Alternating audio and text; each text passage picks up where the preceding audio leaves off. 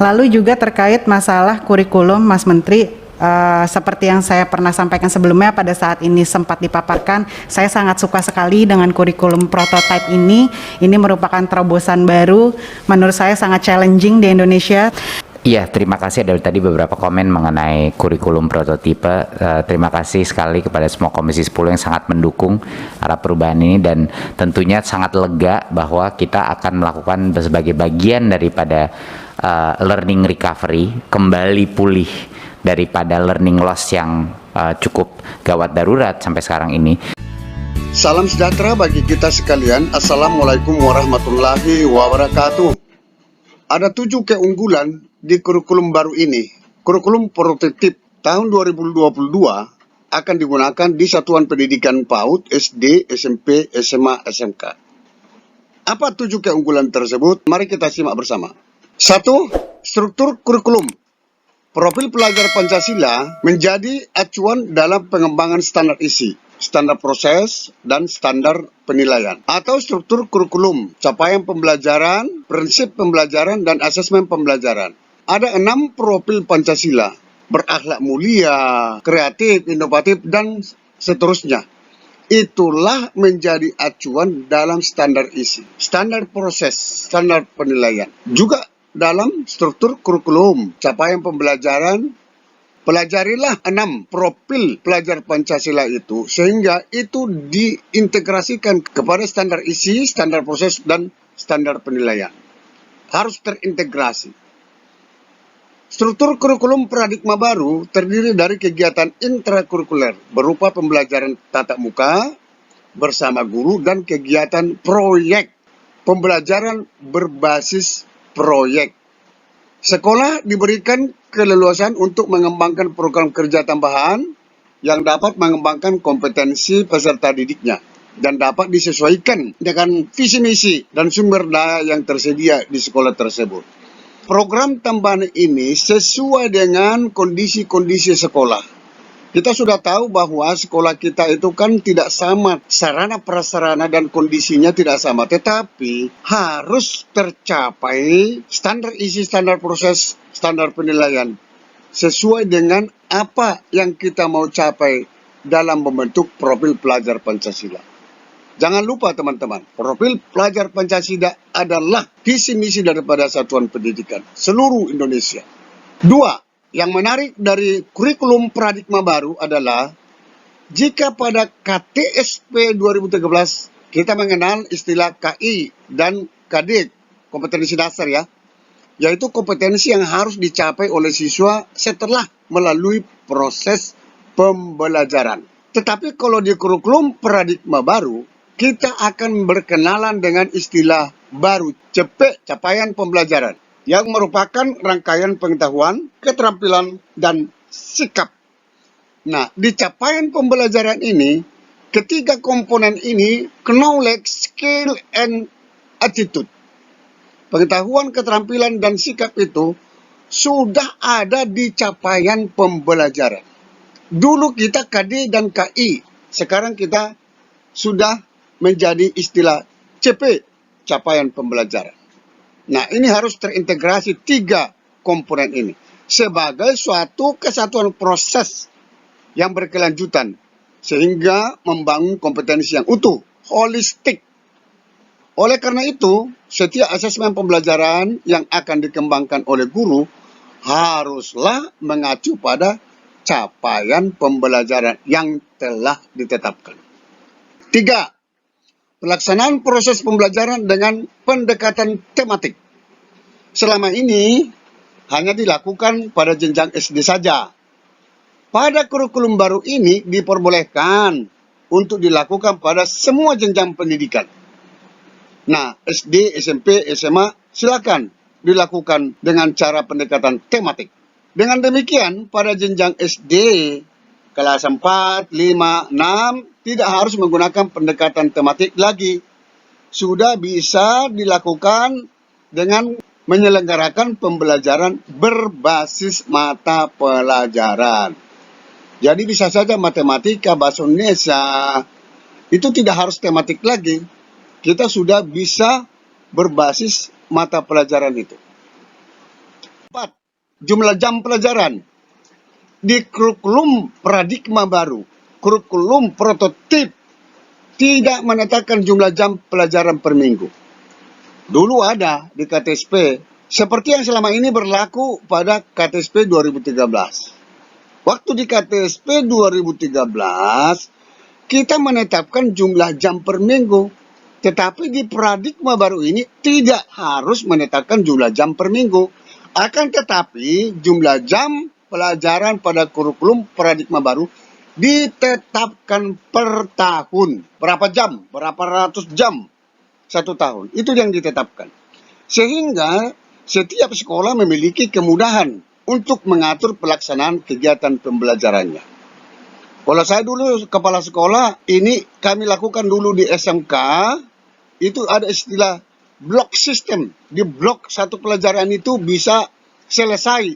Contohnya katakanlah matematika di blok 1 semester sudah selesai matematika untuk kelas 1, untuk tingkat 1. Nah, ini perlu hati-hati kepada teman-teman kepala sekolah menganalisa bagaimana ini untuk menguraikan jumlah jam ini menjadi per minggu. Suatu mata pelajaran bisa saja tidak diajarkan pada semester ganjil. Nah, itu ya. Namun akan diajarkan pada semester genap atau dapat juga sebaliknya. Nah, ini kami lakukan dulu, saya sebagai kepala sekolah dulu, kepala SMK, ini sering kami lakukan ini dengan cara blok sistem namanya. Artinya satu pelajaran itu diblok 1 semester, sehingga semester berikutnya tidak lagi dipelajari itu. Juga kepada materi-materi kejuruan. Sama, SD, SMP, SMA juga sama. Misalnya mata pelajaran IPA di kelas 8 hanya diajarkan pada semester ganjil saja. Sepanjang jam pelajaran per tahunnya terpenuhi, maka tidak menjadi persoalan, dapat dibenarkan. Jadi kreativitas daripada sekolah, pihak satuan pendidikan sangat ditunggu, inovasi sangat ditunggu untuk berinovasi dalam membagi jumlah jam ini per minggu. Mana yang lebih gampang diterima oleh anak dan anak menjadi menyenangkan dalam mengikuti proses pembelajaran. 5. Sekolah diberikan keleluasaan untuk menerapkan model pembelajaran kolaboratif. Nah, ini kolaboratif ini di waktu kurikulum K13 tidak ada. Ini bisa diberikan keleluasaan kepada sekolah untuk menerapkan model pembelajaran kolaboratif. Kolaboratif ini saya yakin teman-teman sudah tahu. Kolaboratif maksudnya antar mata pelajaran, serta membuat asesmen lintas mata pelajaran.